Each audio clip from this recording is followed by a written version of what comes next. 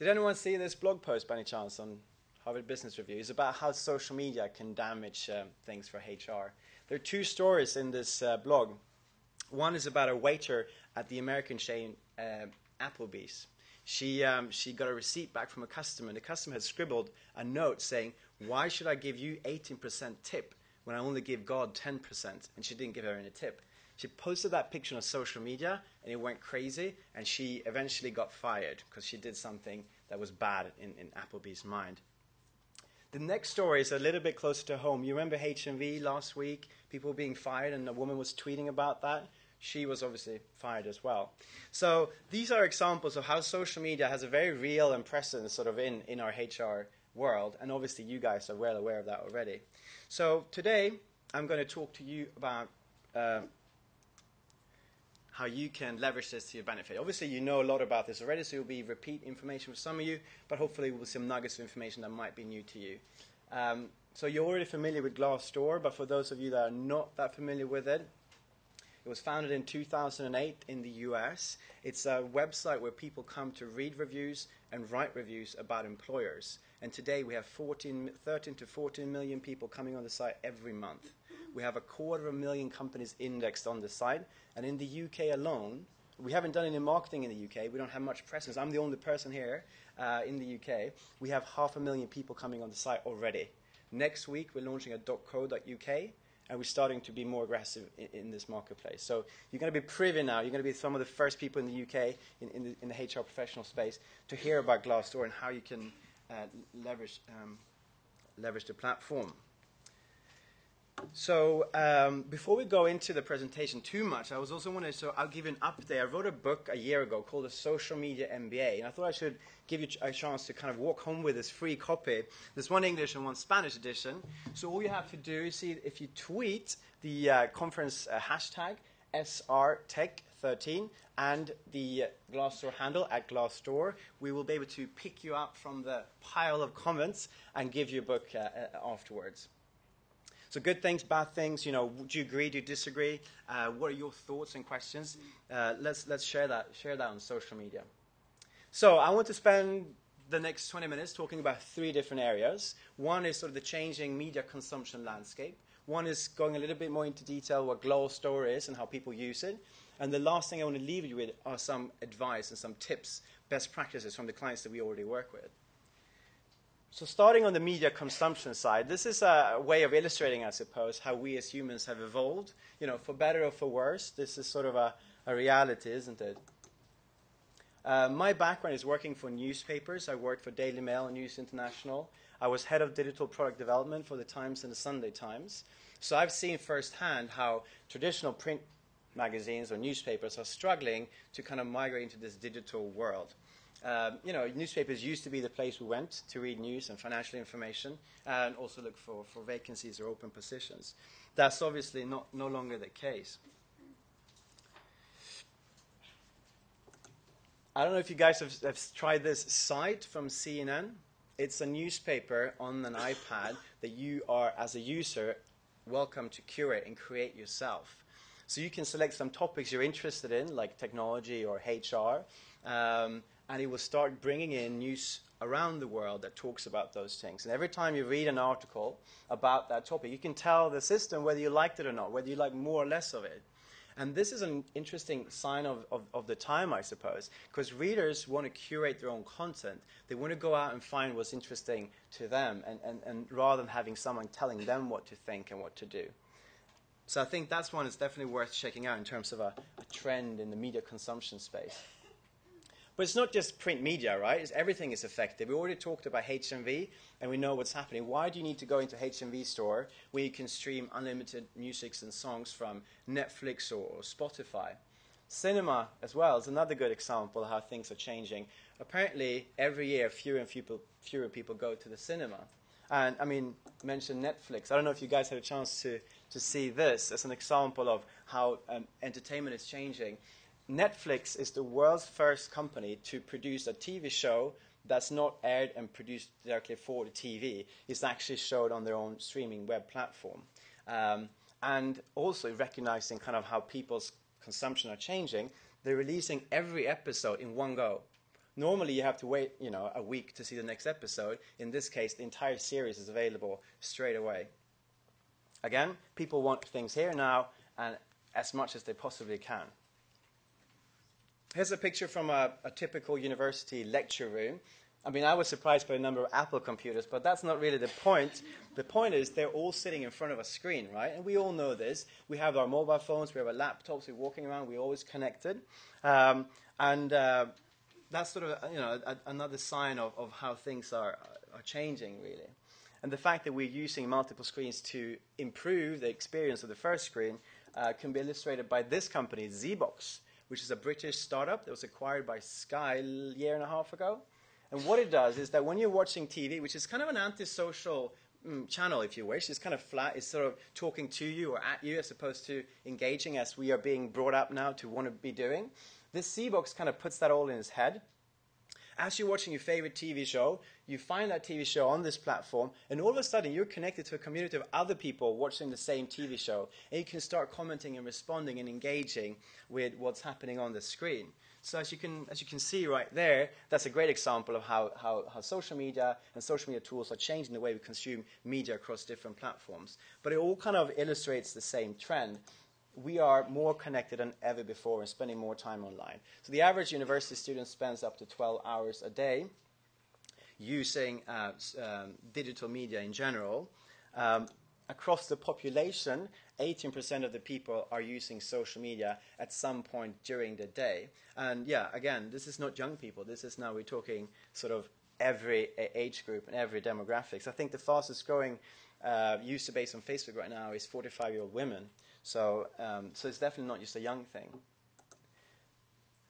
Because of my interest in social media in this space, I find myself saying the words Facebook and Twitter very often, and I hate myself for it because I get kind of fed up with it. So I think it's important sometimes to remember that social media obviously is something much bigger than just these two channels, and LinkedIn obviously is another key one for us in this room. But on a much larger scale, I suppose social media is about our desire to communicate and share and rate and review and all these things. It's sort of something we've always been doing, but now there's simply more channels to do so. Again, not rocket science, and you knew all of this already.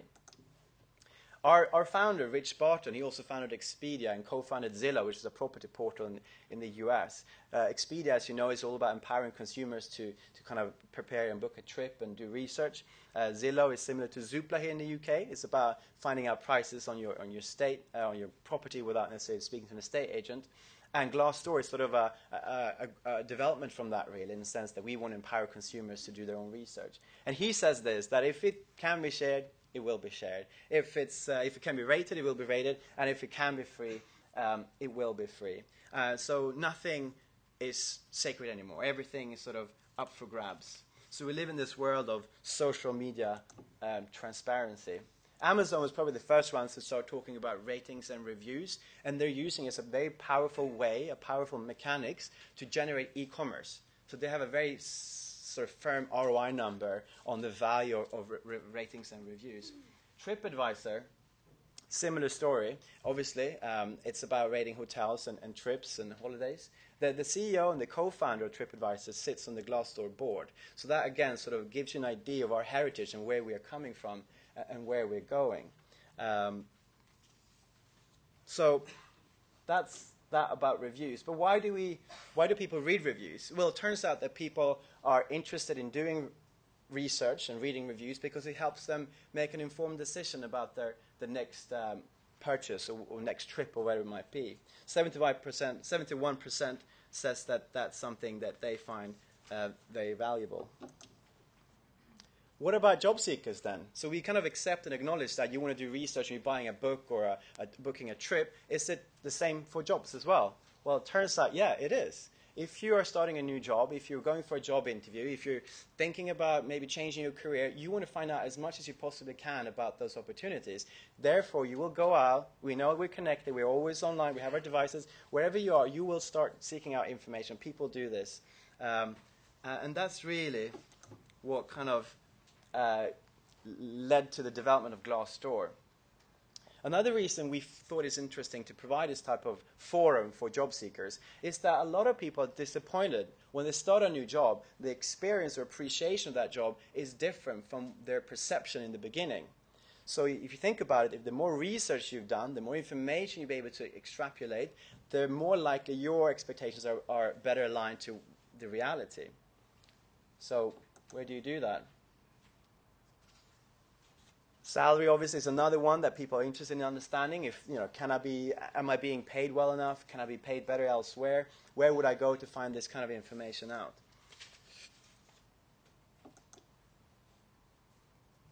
Culture, that's another interesting one. Obviously, every brand, every company has its own culture, and you probably communicate that quite well on your own website. And that's really good because most employers value how you communicate that information. They value the culture that a company might have if it sort of fits with their own beliefs, etc. But it's always an issue there with sort of being authentic on your own website. If it's you as a HR director saying to someone, come work for us, we are a great bunch of people. Would you trust that person 100%? Probably to some degree you would, yeah? But it's always that kind of, can I get that verified? Can I go somewhere else to sort of double check that information? And that's, again, what led us to create Glassdoor. So here's an example from the Glassdoor website. You can type in any name of any company you can think of. Again, because we're growing our presence in the UK, we may not have the smallest companies. We certainly have all the big guys, and we're adding companies every day. So this is an example from RBS.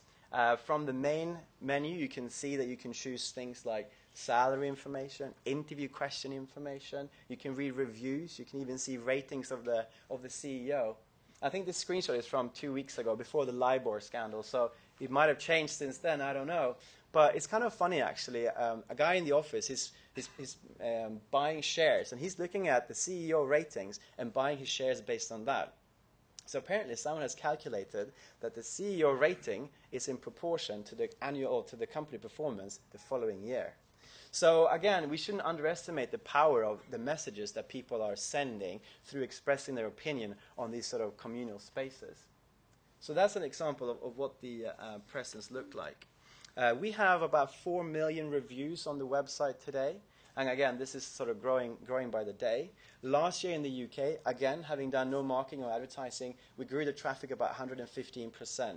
So that kind of shows you there's an interest, there's a desire for this type of information.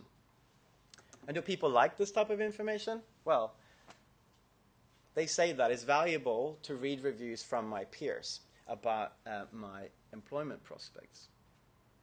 So the question I'd like to ask you then is really, how do you fit yourself into this conversation? How do you become part of the debate? And that's sort of what I would like to end up on talking around now then. So 5 tips to sort of leave you with, I suppose, then, in terms of how to make the most use of this opportunity. Number 1 is that you can't sort of avoid this. You need to embrace social media transparency. And it's obviously totally normal to be concerned and skeptical. Maybe you're busy enough with LinkedIn and Twitter and Facebook, and now you have another social media channel you have to sort of manage or think about. But don't be afraid. It was the same thing when TripAdvisor launched back in 2000s. Hotels were conscious about, oh my God, now people are going to have even more places to talk about my brand. And so, they sort of stayed away from it. Some were a bit more brave and they embraced it. And today, guess what? Hotels love TripAdvisor. It's one of the main sources of new incremental business. It's a chance for them to have a two-way dialogue with their customers, which they didn't have before. And as we know, these things sort of multiply. If you have a couple of good reviews, people kind of tend to feel better about your brand. So don't be afraid of embracing this transparency. It can work to your benefit if you do it well. Taking the good with the bad. So obviously everyone likes a good review. I mean, who doesn't, right? But the fact is that no product is perfect. I mean, as much as I wish my iPhone was perfect, it isn't. And even if I like a hotel room, you don't like that hotel. Maybe it's too big or too noisy. I don't know. So we all have different preferences. So there's no such thing as the perfect product. So I think we need to sort of acknowledge that, yeah, there definitely will be good reviews, but there will also be some reviews that are less enthusiastic, to your point earlier. But what we do on Glassdoor to kind of balance that a little bit, first of all, the majority of the people on the site are expressing positive sentiments about their employer. And secondly, we're very proactive when you post your comments. We ask you to not only share the good points or the bad points, but also the opposite side of that story. So we're trying to extract kind of a balanced view of your review. And similarly, you as an employer can go in and take control of your page or interact with your page. You can create a free employer account and you can kind of manage your presence there. And by having that free account, you can respond to comments. So for example, if someone says something bad that's totally not true, or you've managed it in a professional way, just like hotels on TripAdvisor, you can engage with that audience and say, really sorry about what happened. This is, we're working on improving this, etc. So again, by taking part of the conversation, you can start steering it around. It turns out in social media, if you let negative people kind of keep ranting and ranting without getting any feedback, they may never stop, kind of thing. But if you kind of stop them and you show them you're professional, you're quick at responding, you take their complaints serious, it kind of puts an end to it quite quickly. Third tip, fixing the problem. I mean, this is one more for you than for me, really. But if you're starting to see trends in comments about issues in your workplace, you can't sort of avoid that. You can't hide from that. So the advice here, really, then, you just have to sort of face it full up front and say, what can we do about it? How can we resolve this problem? So that's sort of, I guess, one of the big challenges. And again, when you're active on your employer account on Glassdoor, you can tell on your sort of profile section what you are working on as a company to improve. If you're trying to speed up the response rates from interview to feedback and all those types of things that you might see people complaining about. Here's an example of negative feedback or a problem that was sort of surfaced through Glassdoor. It was actually about the interview process in a particular company, and they were saying things like, I didn't hear back from them in weeks, the meetings were really disorganized, I said this, I was asked the same questions in every meeting, they had to talk about my CV every time. So obviously this is a very poor experience, and you may not have heard this feedback before, but now there's a home for this type of feedback. So what happened, this company obviously went back and they looked at the problem and they changed the way they're interviewing people, and the sentiment, the feedback, the comments started changing. And that's how you then can kind of turn things around by engaging, really. Number 4, maintaining and promoting the good. So as an employer, you have good things to say. It could be the benefits, it could be the pension contributions, it could be the location or whatever. So you need to identify what is good about what you're doing and shout about that. Be proud about that. Why not encourage your current staff to go and talk about that on sites like Glassdoor? Make them your ambassadors. Make them work to your benefit. So again, by being proactive and giving your employees the tools, you can certainly kind of take it to the next step. And lastly, really, on sort of how to make the most out of this, engagement and encouragement, sort of two kind of cornerstones, I suppose, in social media management. But you want to encourage. So again, you want to tell your staff that they can and that they should interact with social media. Here are the tools to do it. Some companies offer social media training. And again, sort of turn your employees into ambassadors, really. And engaging. It's about you also having a presence on this website. It's all well and good. We heard someone talk about LinkedIn groups. It's all well and good being a member of a LinkedIn group, but if you don't say anything, don't do anything, don't comment or interact, the value of that presence may be limited. So again, if you do have a presence on Glassdoor, we encourage you to scan that once in a while to make sure you're kind of getting your points across. So be engaged with your audience. So that was my top tips. But you remember the article I mentioned to you in the beginning from the Harvard Business Review talking about HR disasters? They also have a list of recommendations. And one of the recommendations is that you as a company, you should manage your Glassdoor profile. So this is not my words. So, not a sales pitch from me there. So it's something to take in consideration. And here are some comments from some of the companies that we work with. We work with over 700 companies on a one-on-one basis. And they're saying things like, we're using Glassdoor as a part of our feedback loop. We're using Glassdoor to share exciting news from our company, etc. So again, this is really powerful stuff. And like I said, it's completely free to get going as an employer. So this is my name and this is my email. So if you have any questions about what Glassdoor is doing and how you as a company or as a brand can be much more savvier in leveraging the tools and the assets that we have, feel free to email me and I'm happy to help you. Like I said, we have a free employer account. So if you go on glassdoor.com/employers, you can start engaging with the people already talking about your brand on Glassdoor. And you will be in very good company. Companies like Groupon and Cisco and Spotify are all on the platform today. So that's all from me. Thank you very much.